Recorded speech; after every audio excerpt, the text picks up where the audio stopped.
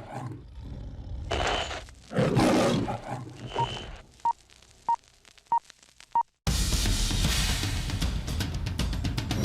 selection complete. Time on target sequence complete. We are in launch mode. The United States and the Soviet Union came close to a nuclear war in the early 1960s under President Kennedy and Prime Minister Khrushchev over the Soviets putting missiles in Cuba. When the Cuban Missile Crisis took place, I was in high school, and we were following it in the news. The Strategic Air Command dispersed bombers, took them from their Air Force bases and put them in airports in cities to raise the stakes, because then if the Russians wanted to attack and destroy our bomber fleet, they had to attack and destroy our cities. And when I got to school, there was an air raid drill, and it was clear that none of the teachers knew it was a drill. They hadn't been told. You could see the look of fear in their faces. And I thought, if there's going to be a nuclear war, I'm not sure I want to die in my high school. And I calculated in my head how long it would take to get home and how long it would take for the Russian missiles to hit. We knew that by the time the air raid siren went off, we probably only had 20 minutes before a missile would strike. And I calculated that I couldn't make it home in 20 minutes. I wanted to be with my family, but chances are I'd die alone in the subway. So I stayed at the school. And then we realized it was only a drill.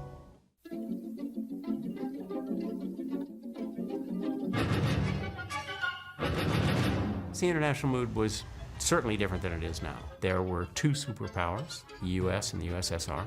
There were certainly war games being played by both powers. From the time of the Cuban Missile Crisis up to the early 80s, not all that much had changed in terms of the relationship of the two. We had massive buildup of nuclear warheads. They had a massive buildup of nuclear warheads. We have a launch detection. We have a Soviet launch detection. But in the early 80s, you had the atmosphere of the Cold War reawakening when it had basically lain dormant through the 1970s. President Nixon and followed by President Ford with Kissinger had created this policy of détente. That is to say, standing neutral. You know, the hostilities are acknowledged, but they're not life-threatening. But in the case of Ronald Reagan, you had a true believer as president, a guy who believed that communism was evil. And when the elderly Bolsheviks, who were then running the Soviet Union, saw him coming along, they realized that this guy means business.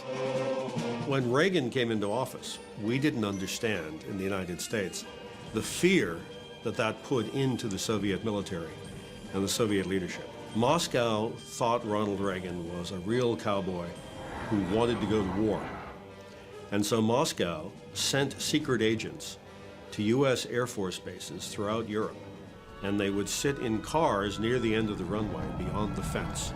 And their job was to radio Moscow if the American nuclear bombers took off to fly toward the Soviet Union.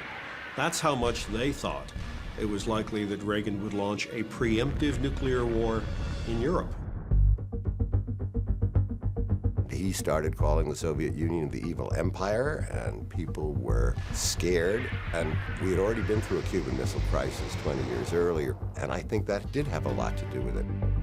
There was something called the doomsday clock, and it was the opinion of the community of nuclear scientists how close we were to doomsday. And at the time, 1982, 83, we were like right at around 4 minutes to doomsday. That's how tense the situation was perceived to have been at the time. It was absolutely on everybody's mind. Reagan wasn't even talking to Russia at the time. It didn't seem that far-fetched that somebody could make a mistake and the whole world would suddenly blow up. I didn't know about NORAD and that there was a huge facility underneath a mountain to keep running things should this happen. I mean, it was real. NORAD, which stands for North American Aerospace Defense Command, they do actually have one of their headquarters in Colorado, and its job is to basically watch the skies. And at the time, if the Russians were going to come after us, they were going to come after us with missiles, planes, etc. through the sky. NORAD was a big operation back then. Confidence is high. I repeat, confidence is high. One of the things that people need to understand that NORAD is still doing basically its same missions of assessing and protecting North America, both the United States and Canada, against all airspace and missile threats.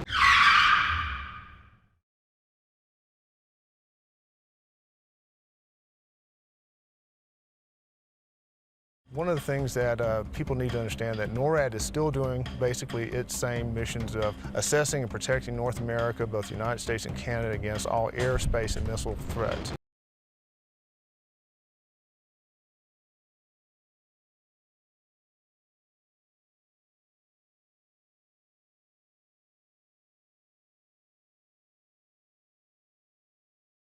When you first come here to Cheyenne Mountain, this is the first thing that you're greeted by is what we call the North Portal. It's the main entrance that we have to Cheyenne Mountain. The space inside, we have approximately 8 acres of space that have been whittled out of the mountain back in 1961 when it was first began by the Utah Mining and Construction Company. We have about 5.5 acres of actual office space in there that we actually use are occupied by our buildings inside.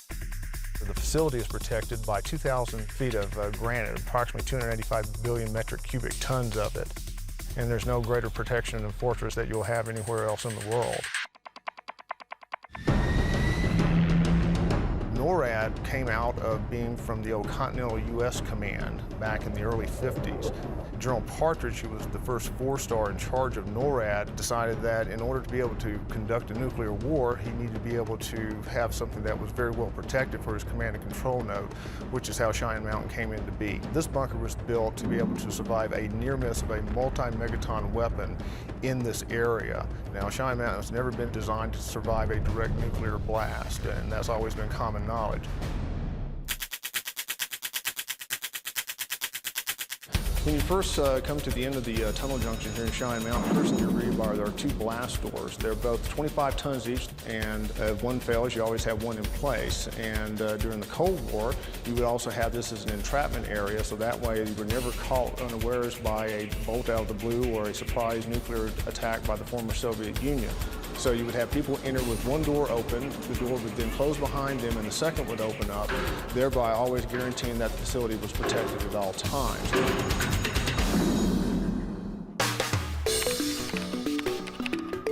What you see behind me here are some of the 1,319 springs that support our buildings here at Cheyenne Mountain Complex. They weigh approximately 1,000 pounds and they're 47 inches in height. Once the weight of the building is put on them, though, they actually compress down to 37 inches in height. And these act to negate the force of a blast here within the vicinity during a nuclear war. These are basically just larger versions of your shock absorbers that you have on your car. It would allow the buildings to snap back into place and still be survivable and keep all the command and control structures operational. Let's go into a launch mode, close up the mountain. I saw Wargames back in 1983. I noticed that in the film that their command center is very spacious. The differences, I think, between the command center in the film and what you see back here behind me is this is a little bit smaller. When you look at the film and you see that vast array of people that look sort of like a NASA setup, you're not going to see that in the main command center. Once the film came out, we invited the military to see it, and they said, "We love this movie. What a wonderful science fiction movie. None of this exists." And we said, really? Some of the junior officers at NORAD who saw it said to us, "My God, your stuff is so much better than ours. We only have black and white images. You have color." And I thought to myself, wait a minute. These guys control the entire missile defense system of the United States, and we have color and they have black and white, and we're just making a movie. It was an amazing film because I think it really foreshadowed many of the tools that we use today. The use of computers to talk amongst each other, the use of computers for command centers, to use to make decisions. Shall we play a game?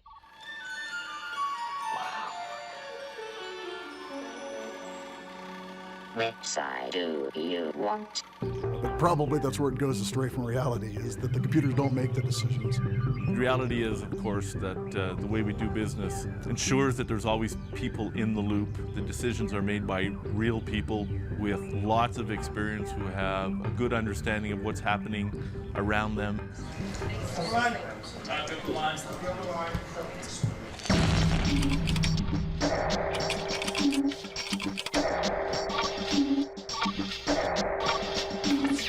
This new facility will rely upon the vast improvements in network technology that we've seen really even in the last 5 or 6 years. There are some concerns that have been raised by some that by moving out of the structure of Cheyenne Mountain that you put our forces, our command and control, the nation at some additional risk. The reality is that the advantages of integrated network technology, of providing decision quality information, outweigh the threat that is potentially there. One of the reasons we're keeping the mountain, however, is that you can't discount that some force in the future may be able to hold this building at risk from a long-range missile or some other threat. Cheyenne Mountain's not going away after the transformation, which is supposed to be happening in 2007. And basically, it will still be a command and control node, and we will still use it for training purposes and for real-world purposes if necessary. So Cheyenne Mountain is going to be around for many years to come.